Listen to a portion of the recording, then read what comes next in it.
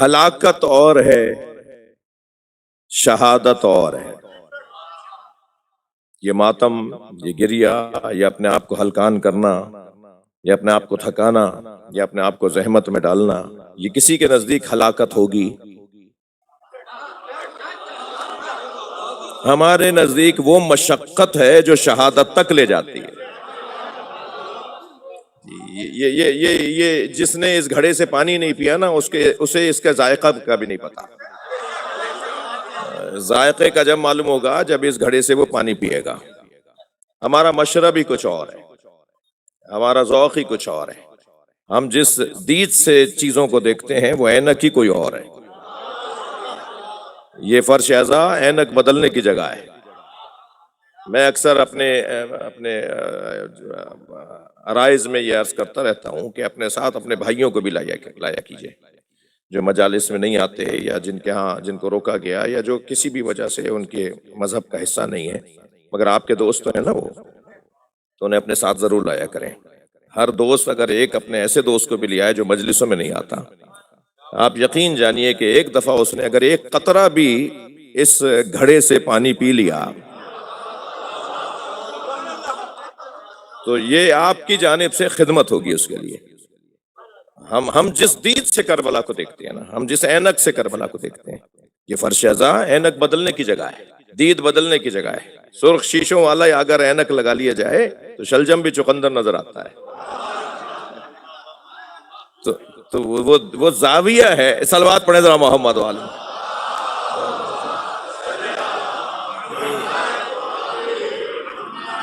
وہ زاویہ ہے کہ جو چیزوں کو بدل دیتا ہے۔ کس زاویے سے دیکھ رہے ہو، کس اینک سے دیکھ رہے ہو، کیا دیکھ رہے ہو؟ جی آپ میں سے بہت سارے دوست یہاں آئے ہوں گے پڑھنے کے لیے، خاص طور پہ مغربی ممالک میں، خاص طور پر سمندر پار ممالک کے اندر جوان جاتے ہیں پڑھنے کے لیے، والدین سے وعدہ کر کے جاتے ہیں اپنے دوستوں سے کہ ہم بس اتنے 4 سال کا 4 سیمسٹر ہیں 8 سیمسٹر ہیں کر کے واپس آ رہے ہیں، اور پھر وہیں کے ہو کے رہ جاتے ہیں، اور پھر ابا اماں کو بھی وہیں بلا لیتے ہیں، اور پھر واپس جب کبھی کبھی اپنے وطن میں آتے ہیں تو توتلے ہو کر تو اردو بولتے ہیں۔ ارے بھائی تمہیں کیا ہو گیا؟ کہنا نہیں وہ انگریزی بولتے ہیں نا، تو تم جو یہاں 25 سال تک اردو بولتے رہے، پنجابی بولتے رہے، سندھی بولتے رہے، گجراتی بولتے رہے، جی تو تم نے وہاں جا کے انگریزوں کو بھی سکھائی اپنی زبان؟ کیوں کبھی ایسا نہیں ہوتا یا کم ہوتا یا نہیں ہوتا؟ اس کی وجہ یہ ہے کہ ہم احساس کمتری کا شکار، ہم اپنی زبان پر اتنا اعتبار نہیں رکھتے، اتنا پیار نہیں کرتے جتنا دوسرا کرتا ہے اپنی زبان، تو وہ واپس ہی نہیں آتا، وہیں کا رہ جاتا ہے، ہو جاتا ہے، اور پھر عجیب و غریب ہولیوں میں رہتا ہے، عجیب و غریب اس کو پھر مجالس میں بھی بہت کچھ اس کا مزاج بدلا سا ہوتا ہے، اور عبادات میں بھی اس کو ذائقہ نہیں آ رہا ہوتا۔ جی ہندوستان بر صغیر کا ایک بہت بڑا نام، مصور پاکستان، شاعر مشرق، جی ایک انقلابی، ایک فلسفی، علامہ ڈاکٹر محمد اقبال رحمۃ اللہ علیہ۔ وہ جب یورپ پڑھنے گئے، میونخ یونیورسٹی سے انہوں نے پی ایچ ڈی کیا، ڈاکٹریٹ کی سند انہوں نے جرمنی سے لی، اور جب وہاں پڑھنے کے لیے گئے، مجھے شوق تھا کہ جب میں ان علاقوں میں جاؤں تو علامہ اقبال کا گھر بھی دیکھوں، اور پیرس میں حضرت آیت اللہ خمینی کا گھر بھی دیکھوں، اور الحمدللہ دونوں کے گھروں پہ جا کر، دونوں کے دروازوں پہ کھڑے ہو کر ان کے لیے فاتحہ بھی پڑھی، اور تھوڑی تھوڑی دیر ان کے لیے گفتگو بھی کی۔ تو جب علامہ اقبال کے ہاں میں گیا تو وہ حتیٰ انہوں نے وہ جو دریا نیکر کے کنارے جو ایک روڈ چلتا ہے، ایک رستہ ہے، دریا جو رستہ چلتا ہے، ایک بڑی مناسب شاہراہ ہے، بہت بڑی بھی نہیں ہے اور بہت کوئی گلی بھی نہیں ہے، روڈ ہے، اس کا نام انہوں نے علامہ اقبال کے نام پہ رکھا ہوا ہے، اور میونخ یونیورسٹی کا ایک پورا کیمپس، ایک پورا ایک شعبہ علامہ اقبال کے نام پر ہے۔ اقبال جب وہاں پڑھنے گئے تو انہوں نے کہا کہ میں تو انگریزی میں پڑھوں گا، میں تو جرمن زبان میں نہیں پڑھوں گا۔ اب اتنا مضبوط طالب علم کہ وہاں جا کر مزاج بدل دیا، اور انہوں نے مجبوراً اقبال کو نہیں چھوڑ سکتے تھے، اقبال جیسے شاگرد کو ضائع نہیں کر سکتے تھے، انہوں نے اپنی زبان، تعلیمی زبان بدل دی، اور جرمن زبان کے بجائے انہوں نے انگریزی میں تعلیم شروع کر دی، جو آج تک اقبال کے مرہون منت ہے۔ وہاں پڑھنے والے طالب علم اقبال کا احسان مانتے ہیں کہ ڈاکٹر اقبال کی وجہ سے ہمیں یہ سہولت ہو گئی کہ ہم دنیا سے آتے ہیں اور یہاں انگریزی میں پڑھتے ہیں۔ وہ علامہ اقبال نے کہا تھا۔ اچھا اقبال جو ہے واپس آ کے تو انگریز ہو جانا چاہیے تھا نا انہیں، یعنی گورا ہو جانا چاہیے تھا انہیں، مگر علامہ اقبال واپس آ کے اور زیادہ انقلابی ہو گئے، اور زیادہ انہوں نے معاشرے کی بہتری کے لیے شعر کہنا شروع کیے اور انقلابی افکار انہوں نے بیان کرنا شروع کیے۔ تو تو اقبال تو واپس آ کے کچھ اور اسی رنگ میں رنگ تھے.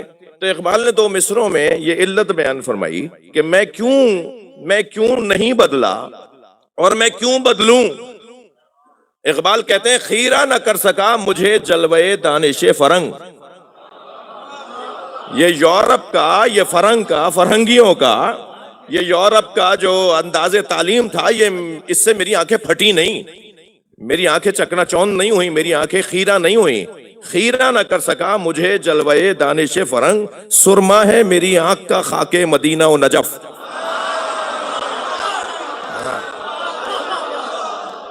جس کی آنکھوں میں مدنی سرما لگا ہوا ہو، جس کی آنکھوں میں نجفی سرما لگا ہوا ہو، جس کے پاس نبی اور علی جیسا وجود ہو، وہ کسی مستر سے غروب میں نہیں آتا، وہ کسی لیڈی سے روب میں نہیں آتا. جس کے پاس سیدہ زہرا ہو، جن کے پاس قرآن ہو، جن کے پاس کربلا ہو. اس اینک سے دیکھا جائے تو ہمارے پاس کیا نہیں ہے. یہ اگر مجالس ازا اور یہ ذکر اہل بیت نہ ہو تو عزیزان گرامی معاشرہ کب کا برباد ہو جاتا. میں اس جوان اور اس بچے کی تسلی کے لیے ایک جملہ کہنا چاہتا ہوں. سوال ہوتا ہے کہ کیوں کربلا کی طرح، امام حسین کی طرح باقی ائمہ نے کربلا نہیں بسائی، باقی ائمہ نے قربانی کیوں نہیں دی، باقی ائمہ نے قیام کیوں نہیں کیا. عزیزان گرامی، امام حسین کی قربانی تاریخ ابدیت کی سب سے بڑی قربانی. اللہ نے سب سے عظیم قربانی لے کر باقی ائمہ کی امامت کا ذمہ داری اور فریضہ یہ قرار دیا کہ کربلا کو محفوظ رکھو. کربلا کو محفوظ رکھنا ہر امام کی امامت کا حصہ. یعنی جتنی بڑی قربانی امام حسین نے اپنی جان دے کر پیش کی ہے، ائمہ بعدی نے، بعد کے ائمہ نے اسے محفوظ رکھ کر پیش کی ہے. ضرورت ہی نہیں ہے دوبارہ قربانی کی، ضرورت ہی نہیں تھی دوبارہ کربلا بسانے کی. ضرورت یہ تھی کہ کربلا کو دہراتے رہو. کربلا کو جتنا دہراتے رہو گے اتنا معاشرہ اپنی صحیح سمتوں پہ رواں دواں رہے گا. صلوات پڑھ لیں محمد و آل محمد.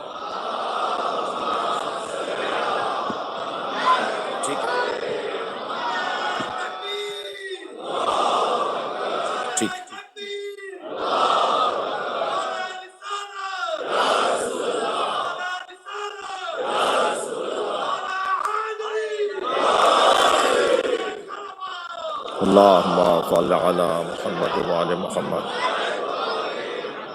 ہلاکت اور ہے، شہادت اور ہے. ہلاکت میں بھی مشقت ہے بھائی، تکلیف تو ہوتی ہے ہلاک ہونے والوں کو بھی، اور شہید ہونے والے کو بھی تکلیف ہوتی ہے. دونوں میں مشقت ہے، دونوں میں بدن کے اوپر، ذہن کے اوپر امور کا شاق گزرنا، امور کا سخت گزرنا، منظروں کا سخت گزرنا، جملوں کا، کیفیات کا سخت ہو جانا، یہ دونوں کے لیے ہے. مگر یہ کیسے طے کریں؟ وَلَا تُلْقُوا بِأَيْدِيكُمْ إِلَى التَّهْلُكَةِ. قرآن تو کہہ رہا ہے کہ اپنے آپ کو ہلاکت میں نہ ڈالو. جی، ایک میڈیکل یونیورسٹی کے اندر یوم حسین سے خطاب کرنے گیا. 1,500 طبی طالب علموں کا مجمع تھا، کچھ ان کے اساتذہ بھی تھے اور کچھ آخری سال کے طالب علم بھی تھے، کچھ پہلے سالوں کے بھی تھے. کوشش کرتا ہے یہ حقیر کہ تقریر کم کرے اور سوالات زیادہ لے. پوری دنیا میں اسی حلیے میں پھرتا ہوں، آپ کا نوکر ہوں. یہ جس وقت میرا حلیہ ہے یہ پوری دنیا میں ایسے ہی رہتا ہے. ہلکے پھلکی تکلیفیں آتی ہیں اسے بھی ماتم سمجھ کے برداشت کرتا ہوں. یہ ماتم کی قسمیں ہیں نا. صلوات پڑھیں ذرا محمد و آل اللہم صل علی. تو یہ جہاں جانا ہوتا ہے تو ہر سفر کے اندر کوئی نہ کوئی برابر میں ضرور بیٹھا ہوتا ہے یا قریب سے گزرتا ہے تو وہ کہہ دیتا ہے کہ آپ شیعہ مولوی ہیں، آپ سے سوال کر لوں. تو میں کہتا ہوں میں تو یہ پہن کے اس لیے پھر رہا ہوں کہ آپ سوال کر لیں. ہمارے بارے میں خود سے طے کرتے ہیں، ہم سے نہیں پوچھتے. کالے کپڑے تو میں پہن رہا ہوں نا، تو جواب بھی میں ہی دوں گا. ماتم ہم کر رہے ہیں تو ماتم کی دلیل بھی ہم ہی دیں گے بھائی. اگر رو ہم رہے ہیں تو رونے پر دلیل بھی ہم ہی دیں گے. جی، میں ہاتھ کھول کے نماز پڑھ رہا ہوں تو اس پہ دلیل میں دوں گا نا. جو نہیں پڑھ رہا وہ کیا دلیل دے گا بھائی؟ مثلا سجدگاہ رکھ کے میں اگر نماز پڑھ رہا ہوں تو سجدگاہ رکھنے کی دلیل تو وہ دے گا نا جو رکھ رہا ہے. جو رکھ ہی نہیں رہا وہ کیا دلیل دے گا؟ وہ تو ایک ہی بات کرے گا، یہ صحیح نہیں ہے. یہ جائز نہیں ہے. تو وہاں بھی اس طرح کی ایک گفتگو رہی اور ہم نے کہا بھائی سوالات کا دوران یہ شروع کیے تو ایک ڈاکٹر صاحب کھڑے ہو گئے. انہوں نے کہا کہ مولانا یہ اپنے بدن کو تکلیف پہنچانا یا اپنی باڈی کو تکلیف پہنچانا یہ اللہ کی امانت ہے. اللہ کی امانت میں خیانت جائز نہیں ہے. یہ اللہ کی چیز ہے. آپ کیسے اس کو تکلیف پہنچا سکتے ہیں؟ آپ کیسے اس کو چٹکی بھر سکتے ہیں؟ کیسے آپ اس کو نیلا کر سکتے ہیں؟ کیسے آپ اس کو تکلیف پہنچا سکتے ہیں؟ تو میں نے کہا آپ کا شعبہ میڈیکل میں کیا ہے؟ آپ کون سے میڈیسن کے ڈاکٹر ہیں؟ آپ جنرل فزیشین ہیں؟ آپ ہیں کون؟ اپنا تعارف کروائیں، کیونکہ یہ قاعدہ قانون اہل بیت کا دیا ہوا ہے. کلم الناس علی قدر عقولہم، لوگوں سے ان کی عقلوں کے مطابق بات کیا کرو.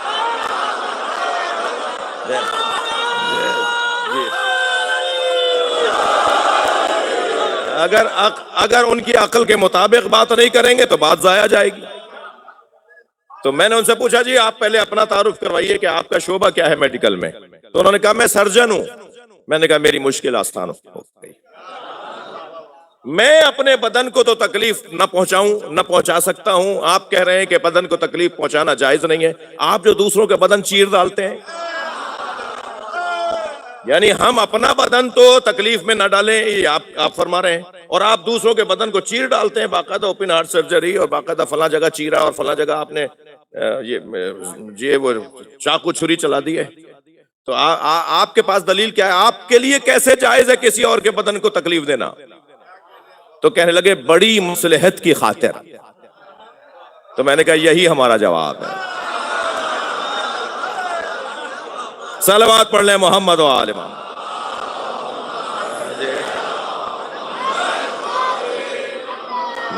ہلاکت میں اور شہادت میں فرق کیسے پتا چلے گا میرے جوان عزیزو؟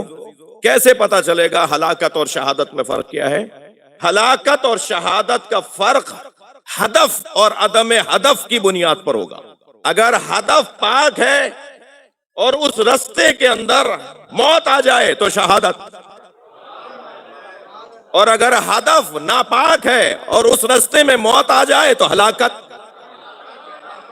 تو صرف مرنا ہلاکت نہیں ہوتا، اپنے آپ کو تکلیف دینا ہلاکت نہیں ہے. ہدف پوچھا جائے کیا ہے، اور ہدف وہی ہے جو میں گزشتہ 25 منٹ سے آپ سے کہہ رہا ہوں. ہدف یہی ہے کہ لوگوں کو خوبیوں کی طرف توجہ دلاؤ. خوبیوں کے مجموعے کو کربلا کہا جاتا ہے. کمالات کے مجموعے کو امام حسین کہا جاتا ہے. ہم ان آوازوں کے ذریعے، ان شرکتوں کے ذریعے سے، اس عزاداری کے ذریعے سے، اس نوحخانی ماتمداری، اس مجلس کے ذکر کے ذریعے سے، مجلس اعضاء کے انعقاد کے ذریعے سے خوبیوں کی طرف لوگوں کو توجہ دلاتے ہیں. اور کربلا مجموعہ ہے محاسن کا، کربلا مجموعہ ہے خوبیوں کا. کربلا کتنی بڑی نعمت ہے، ذکر کربلا کتنی بڑی دولت ہے. جتنا مجھے اس کے بارے میں معلوم ہوگا اتنا ہی میں اس کے بارے میں سنجیدہ تر ہوتا چلا جاؤں گا. ہم میں بہت سے لوگ ہیں جن کو کوئی فرق نہیں پڑتا کہ اگر کہیں علم کا مسئلہ ہو جائے، کہیں عزاداری کا مسئلہ ہو جائے، کہیں اگر ذکر اہل بیت میں رکاوٹ آ جائے، وہ کہتے ہیں کیا مسئلہ ہے، کیوں ضد کر رہے ہو، چھوڑ دو. اور کچھ ہیں کہ جو اس کی خاطر جان دینے کو تیار ہو جاتے ہیں. دونوں کا فرق کیا ہے؟ دونوں کا فرق یہ ہے کہ ایک کے نزدیک اس کی قدر روشن ہے اور ایک کے نزدیک اس کی قدر روشن نہیں ہے. جس کے نزدیک روشن ہے وہ کہتا ہے تمہیں کیا پتا یہ کیا چیز چھین رہے ہیں ہم سے. یہ ایک وقت کی مجلس نہیں ہے. ایک جملہ اگر کسی کو ہدایت دے دے تو معصوم فرماتے ہیں کہ سورج جہاں جہاں روشنی ڈالتا ہے اتنے ذروں سے زیادہ ثواب ہے ایک انسان کو ہدایت دینا. صلوات پڑھ لیں محمد و آل محمد.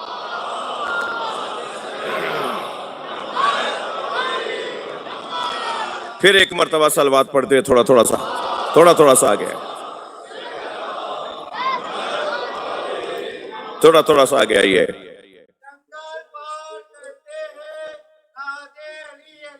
زحمت فرمائیے.